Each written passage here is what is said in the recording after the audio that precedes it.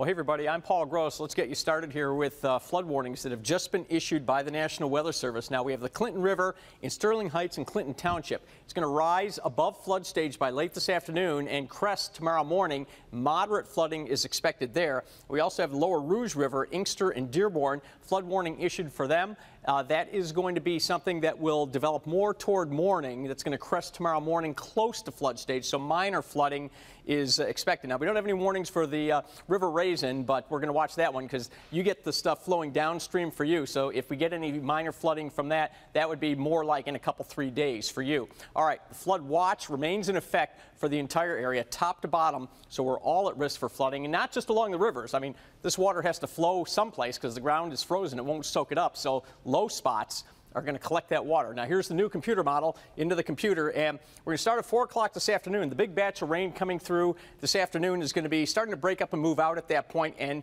we may have a period early this evening where we have a small break from the rain. You might actually have a small opportunity after dinner to actually get out and just maybe experience some of this warmth without being poured on, but it's not going to last too long because look at this, by 10, 11 o'clock, this front already approaching the area, and this front is the front edge of big changes in our temperature department. Now, we're going to keep some rain behind it. That's not very often that we tell you this with a cold front, but there will be rain behind it, and even some soaking rains.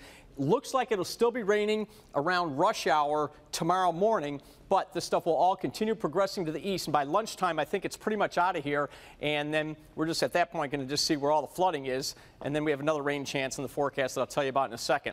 So for today, we started off in the 50s, and we should make it into the low to mid 60s this afternoon. It's a slow incremental rise in temperature, but we started so warm that it's pretty solid chance of getting there, and a south wind at 10 to 20 miles per hour bringing in that warm air. So tonight, we're going to be in the 50s to near 60 all the way through like 11, 12 o'clock until that front comes through. Then temperatures start crashing. So our high tomorrow will be early in the morning. By the time you and I leave for work, we're well down in the 40s, 30s by the end of the day when we come home from work. So just keep in mind, temperatures are going to fall tomorrow. We do get a break on Thursday.